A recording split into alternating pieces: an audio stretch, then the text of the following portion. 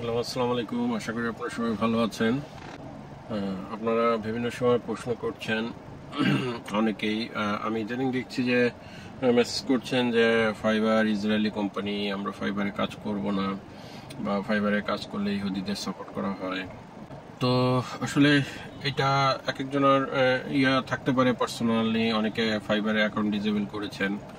হ্যাঁ, তাদের সাথে তো বিজনেস, বা তারা যেহেতু ইসরায়েলে এটাকে নিয়ে মানে অনেক তারা যেহেতু ফিলিস্তিনে একের পর এক হত্যাযজ্ঞ চালাচ্ছে, এটা নিন্দনীয়। এবং পুরো বড় পরিসরে এটা বড় গ্লোবাল একটা রাজনীতি বা গ্লোবাল একটা পলিটিক্স, সব কিছু মিলে কিন্তু তার বলি হচ্ছে শিশুরা, যেগুলো খুবই নিন্দনীয়। বা সাধারণ জনগণ কখনোই যুদ্ধ ভালো কিছু ডেকে আনে না।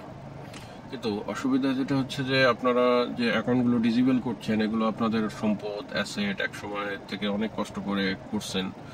তো ব্যক্তিগতভাবে আমাকে যদি জিজ্ঞেস করেন, তাহলে আমি বলবো যে আপনারা কাজ করতে চান না, ঠিক আছে, কিন্তু তার আগে একটা অল্টারনেটিভ ওয়ে তৈরি করুন। আপনারা সবই করবেন, তাকে ইহুদিদের কাছে সাপোর্ট করবেন না, বা ফাইবার ইসরায়েলি কোম্পানি কাজ করবেন না। ব্যক্তিগতভাবে সেটা এক একজন তার নিজস্ব জায়গা থেকে করতেই পারেন। বিভিন্ন যেমন Upwork American company, freelancer.com Australian company, বা guru.com, যেটাই যে হোক বিদেশি কোম্পানি। আমাদের তো বাংলাদেশে আপনারা এই জায়গাটা করতে পারি নাই, কিন্তু আপনারা নিজেরা হিসেবে নিজেদেরকে তৈরি করে নিতে পারেন। যেমন আমি নিজের জন্য ওয়েবসাইট তৈরি করছি, কোনো আপওয়ার্ক ফাইবারের উপরে ডিপেন্ডেন্ট করব না। কিন্তু কাজ করলে আবার সেই আমেরিকানদের কাজ করতে হবে, কারণ ক্লায়েন্ট তো তারা, কাজ দেয় তো তারা। তো আপনারা, যেটা আমার পরামর্শ হচ্ছে যে আপনারা নিজেদের অ্যাকাউন্টগুলো ডিলিট করার আগে একটা সময় নেন, সময় নিয়ে নিজেদের অন্য পন্থা তৈরি করুন। এটা একটা জিনিস। আর 2 নম্বর হচ্ছে নিজেদের জায়গা থেকে আপনারা শক্তিশালী হন। নিজেদের জায়গা থেকে আমরা যেমন আমি যদি মুসলমানদের কথা বলি, বা আমরা করি, আমরা ইহুদিরা যেমন জ্ঞান বিজ্ঞান চর্চায়, বা খ্রিস্টানরা জ্ঞান বিজ্ঞান চর্চায় তারা অনেক আগায় গেছে। সেখান থেকে তারা সায়েন্স শিখতেছে, তারা রকেট বানাচ্ছে, তারা রকেট মারতেছে। তো সুতরাং আমরাও আমাদের কমিউনিটিকে স্ট্রং করা দরকার, শিক্ষা অর্জন করা দরকার, জ্ঞান বিজ্ঞানে আমাদেরকে অনেক উপরে চলে যাওয়া দরকার। তারা যে ধরনের প্রযুক্তি ইউজ করতেছে তার থেকে বেশি। তাহলে সুতরাং আমাদের আর্নিংয়েরও একটা ব্যাপার আছে। আপনি ধরেন কথার কথা, আজকে কেউ একজন গ্রাফিক্স ডিজাইন করতেছেন, কেউ সিভিল ইঞ্জিনিয়ারিং, কেউ ডাটা এন্ট্রি। আপনি আপনার আইডিটা ভালো ছিল, টপ রেটেড, আপনি অনেক টাকা ইনকাম করতেন। তাহলে আপনি যখন এটা আইডিটা বন্ধ করে দিচ্ছেন, আসলে পার্সোনালি ফাইবারের কোনো ক্ষতি হচ্ছে না।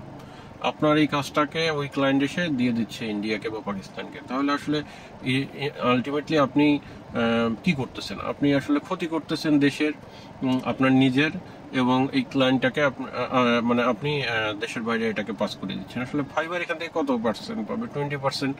কিন্তু সেই 20% আপনি না কাজ করলে সেই কাজটা, সেই 20% কিন্তু ফাইবার ঠিকই পাবে, ইন্ডিয়ার কাছ থেকে পাবে, যে করবে তার কাছ থেকে পাবে।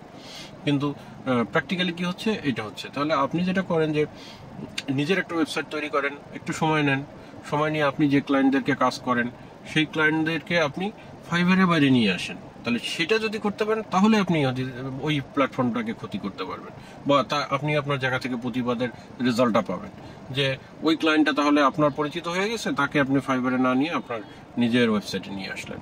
তো এটা আমার একান্ত ব্যক্তিগত মন্তব্য। আপনারা নিজেদের পলিসি মতো করে নিজেরা করবেন, নিজেরা চেষ্টা করবেন। তবে আমার ব্যক্তিগত মন্তব্য যে কিছু, মানে আমরা সবসময় আবেগের উপরে কাজ করি। আসলে ধর্ম বলেন, পৃথিবী বলেন, ব্যবসা বাণিজ্য, আমাদের নবীজি সাল্লাল্লাহু আলাইহি ওয়াসাল্লাম যখন বিজনেস করেছেন, বা তখন বা ব্যবসা বাণিজ্য করেছেন, সে তো ইহুদিদের সাথেই ব্যবসা, মানে বিধর্মী দুই ধর্মের, বিভিন্ন ধর্মের সাথে ব্যবসা বাণিজ্য করেছেন, আবার কাজ করেছেন, চুক্তি করেছেন, যুদ্ধ করেছেন।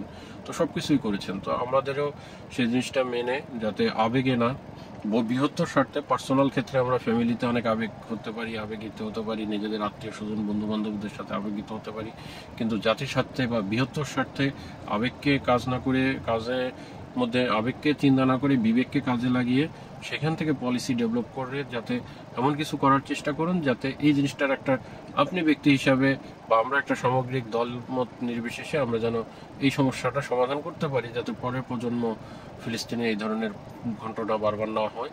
সেই ধরনের একটা পলিসি জ্ঞান বিজ্ঞানে আমাদের মুসলমানদের চর্চা করে একটা সমাধানে আসা উচিত। এটা হচ্ছে আমার ব্যক্তিগত মন্তব্য। তো সবাই ভালো থাকবেন, দোয়া করবেন, আর হ্যাপি ফ্রিল্যান্সিং। ধন্যবাদ সবাইকে। আসসালামু আলাইকুম।